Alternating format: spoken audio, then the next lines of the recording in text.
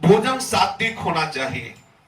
जो उपासक सदैव जप परायण रहना चाहता है उसे चाहिए कि अधिक चावल ना खाए, क्योंकि चावल बादी और गैस बनाने वाला होता है और आलस्य प्रमाद बढ़ता है।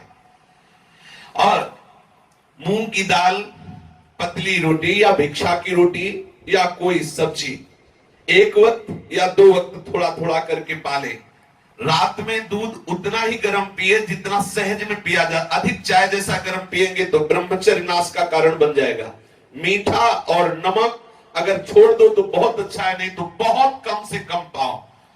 अगर आपको अजपा जाप निरंतर भजन करना है, चावल, खट्टा दही, खटाई, बहुत मात्रा में तेल, लाल मिर्च, मसाला, मूंगफली, गोभी, प्याज, लहसुन बिल्कुल नहीं पाना चाहिए।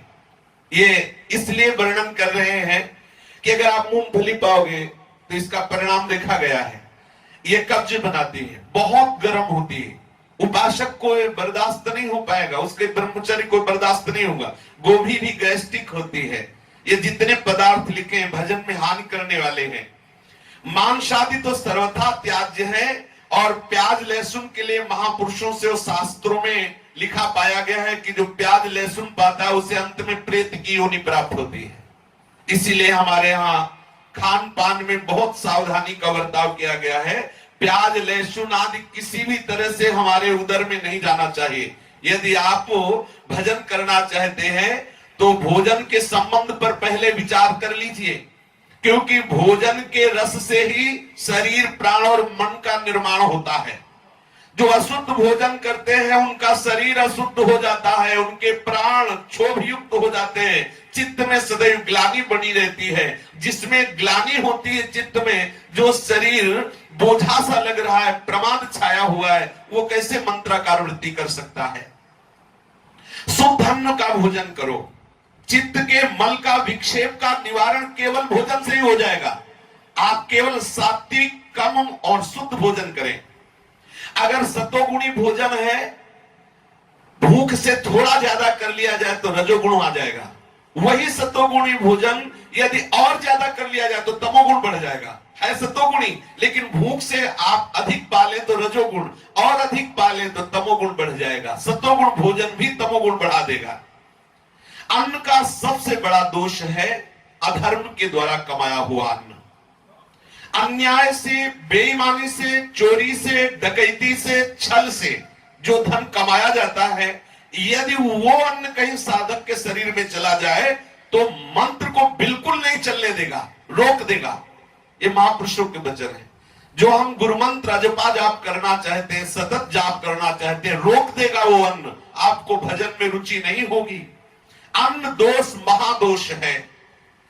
चित्त शुद्ध का निर्माण करने के लिए हमें अन्न पर बहुत ध्यान देना चाहिए।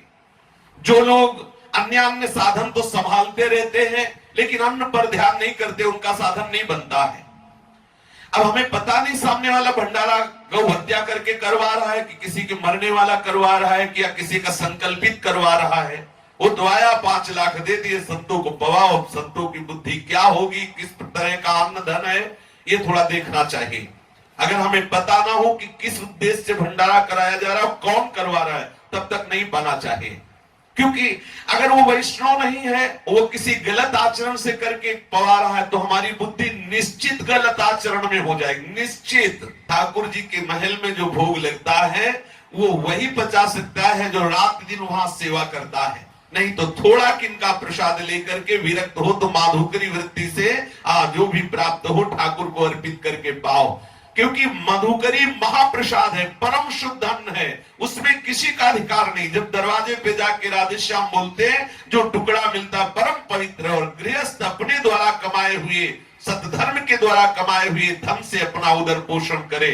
अगर ऐसा करेगा तो मंत्र सहज में स्फुरित होगा। अन्न दोष होने से भजन में मन नहीं लगता, किया हुआ भजन का जो अनुभव वो भी छूटने लगता है। तमोगुण की वृद्धि हो जाती है। अधिकांश फिर साधक आलस्य और प्रमाद में पड़ करके गंदी क्रियाएं करने लगता है। देख लो, ये महापुरुषों के वचन है। यदि आपका आहार शुद्ध नहीं होगा तो प्रमाद, आलस्य और गंदे आचरणों में वृद्धि हो जाएगी। उसके चित्त का मल दूर होना तो दूर रहा, और अपनी कमाई का अन्न, दूसरे का चित्त जिसमें ना दुखा हो, बेईमानी ना की गई हो, ऐसे अन्न से अपना चित्त शुद्ध करे गृहस्थ और सतत भजन करे। और विरक्त सदैव माधुकरी वृत्ति से अपना उदर पोषण करे। वैष्णव जनों से, ब्रजवासियों से अन्न लेकर के, आवश्यकता की सामग्री लेकर अपनी साधना में मगन रहे। भोजन में सबसे पहले बात देखनी है कि ये भोजन पवित्र है कि नहीं, किस उद्देश्य से दिया गया, तभी उपासक ले। माधुकरी में इसका कोई विधान नहीं। पूर्वज जो हमारे गुरुजन हुए हैं, माधुकरी वृत्ति में अगर कोई 4 रोटी और ढेर सारी सब्जी दाल और ये सब दे तो नहीं लेते थे, या तो आधी रोटी। हमारे गुरुदेव भगवान ने बताया कि वैसे उत्तम है 4 रोटी का 1 टुकड़ा, अगर ऐसा नहीं तो आधी रोटी, अगर ऐसा भी ना हो तो 1 रोटी। अगर 2 रोटी ले ली तो इसके बाद फिर माधुकरी वृत्ति ही नहीं मानी जाएगी। आप बैठ के पा लिया, फिर क्या, फिर 4 रोटी एक ही जगह से सब बंधवा लिया, ये नहीं। हम 5 घर जाएंगे, प्रारब्ध अनुसार भगवत इच्छा से जो मिलेगा वो ले, थोड़ा थोड़ा, अगर दाल सब्जी थोड़ी थोड़ी ले ली, 1-1 टुकड़ा रोटी, आधी आधी 1-1 ले ली, 5-7 घर चले गए, 7 रोटी हो गई, हमारा काम बन गया। जो मनाया शुद्ध, एक बार आज पाया, अगर बच गई तो कल पाया। माधुकरी में बासी अन्न नहीं माना जाता, माधुकरी को बासी नहीं कहते। महापुरुषों ने तो 10-10 दिन, 20-20 दिन की रोटी मांग के लाके उसे टांग दी, उससे पाते रहे हैं।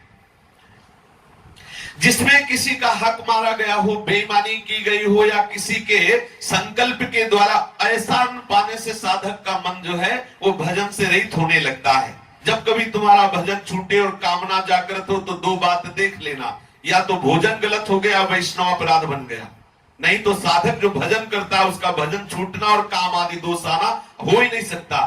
जहां भजन है वहां काम कहां है? अगर आ रहा है तो 2 बात देख लो, भोजन अशुद्ध हो गया या कोई वैष्णव अपराध बन गया। भोजन में 3 प्रकार के दोष माने गए हैं, जाति दोष, आश्रय दोष और निमित्त दोष। जाति दोष वो है जो स्वभाव से ही कई पदार्थों में रहता है, जैसे प्याज है, लहसुन है, शलगम है, गाजर है, ये जाति दोष युक्त आहार है, इसे नहीं पाना चाहिए। जो शास्त्र कह रहा नहीं पाना चाहिए, बिना प्रश्न किए हमें छोड़ देना चाहिए, वो नहीं पाना चाहिए।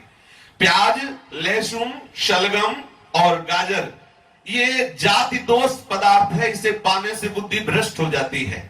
देखो अभी पीछे निकला था कि जो प्याज लहसुन पाते हैं उनको मरने के बाद जो है वो प्रेत योनि की प्राप्ति होती। प्राय हर संप्रदाय में निषेध, हमें तो नहीं लगता किसी वैष्णव उपासना में या किसी उपासना में अगर प्याज लहसुन का तो कहीं हमने नहीं देखा। आदि गुरु भगवान शंकराचार्य की उपासना में पहले ही बोल देते हैं तुम्हारे यहाँ अगर भिक्षा में प्याज लहसुन हो तो हमें मत देना, हमने देखा है।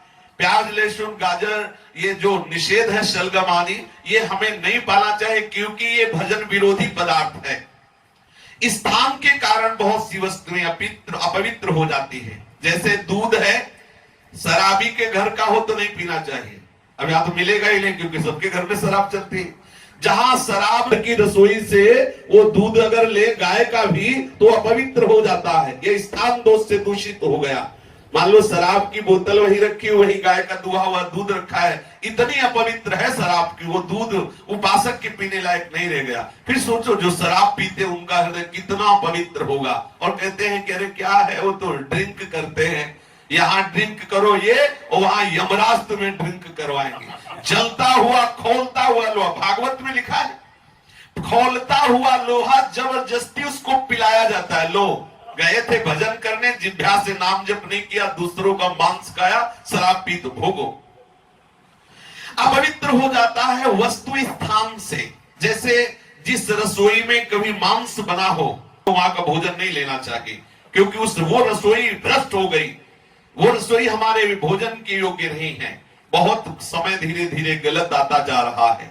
कहां मधुकरी मांगे जो शराब ना पीता हो, जो मांस न खाता हो, जो ऐसे आचरण ना करता हो, उसके यहाँ अन्न लेने से हृदय बड़ा पवित्र होता है। अब प्रायः धीरे धीरे ये सब दोष आगे बढ़ते जा रहे हैं।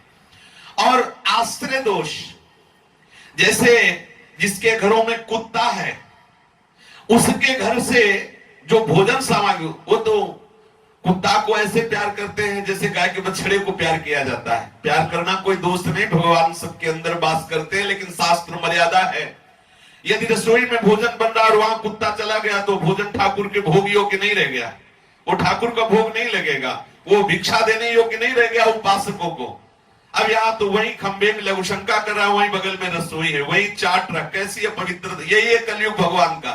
घर घर पे कुत्ता को द्वारपाल बताया गया है, दरवाजे के बाहर उसे भोजन दे दो, दरवाजे के बाहर उसकी व्यवस्था कर दो। जरूरी थोड़ी ठाकुर सेवा की जगह रसोई में और घर में सब जगह लेते उसे घूमो। एक मर्यादा है, शास्त्र मर्यादा है, पर वो भगवान कलयुग का प्रभाव है कि जो दरवाजे के बाहर वो दरवाजे के अंदर, जो दरवाजे के अंदर उनको दरवाजे के बाहर कर दिया गया। ये कलयुग का प्रभाव है। साधक को इन तीन दोषों का विचार करके ही भोजन करना चाहिए। अगर बहुत उसके घर में कुत्ते आदि ऐसा शराब पीना, मांस खाना आदि है, तो भले कोई हो, हमें उसके घर भिक्षा नहीं लेनी चाहिए, जानकारी कर लेनी चाहिए, फिर माधुकरी लेनी चाहिए। गौ का दूध और गाय का घी, सफेद तिल, मूंग की दाल, कंद, केला, आम, नारियल, आंवला और धान, जौ, जीरा, नारंगी, ये हविष्यान्न माने गए हैं। अगर इस अन्न का बना हुआ भोजन हो, इतने अन्न का, उनमें से आप लेकर पाए तो कुछ ही दिनों में अभ्यास करने पर आपका आजोपाजाप चलने लगेगा। भोजन का बहुत बड़ा प्रभाव है। 2 दिन आप पवित्र अन्न बनाकर ठाकुर को भोग लगा के पाए, 4 दिन समोसा की चटनी पाके देखे कैसा लगता है, खुद आपको अनुभव में आएगा। जब आपका अंतःकरण पवित्र तो आपको लगता है अरे कुछ नहीं होता, आप क्या जानो होता है नहीं। जिस पद्धति से कहे वैसे रहो, फिर पाके बताओ, तब आपको पता चलेगा कैसा प्रभाव है दूषित अन्न का। कभी भी बिना औषधि के शहद का प्रयोग उपासक ना करें। शहद का प्रयोग केवल आयुर्वेदिक औषधि के लिए है। आप औषधि ले रहे हो तो शहद अनुपात से ले सकते हो, क्योंकि शहद मक्खियों का संग्रह किया हुआ आहार उनसे छीना जाता है। अगर आप केवल स्वाद दृष्टि से लेते हैं तो आपकी बुद्धि भ्रष्ट हो जाएगी, भजन में मन नहीं लगेगा। शहद औषधि के लिए केवल स्वीकार करने की बात कही गई है। और ये जो नमक है बहुत मात्रा में साधक ना ले। पान बिना भगवद अर्पित किए हुए अगर पान है तो उपासक को नहीं पाना चाहिए। गाजर नहीं पानी चाहिए, मसूर की दाल नहीं पानी चाहिए, कोदो नहीं पाना चाहिए, माधुकरी रोटी के सिवा बासी अन्न नहीं लेना चाहिए, रूखा अन्न जो कब्ज बनावे नहीं पाना चाहिए, और जो अन्न में दुर्गंध आने लगी हो नहीं पाना, और जिन बर्तनों में अशुद्ध भोजन पका हो उन बर्तनों का भोजन नहीं लेना चाहिए। यदि हम भोजन संबंधी आवश्यकता ठीक से समझते हुए आहार करें कि ये हमारे लिए आवश्यक है, ये अनावश्यक है, और भजन में लगे तो बहुत शीघ्र लाभ होता है।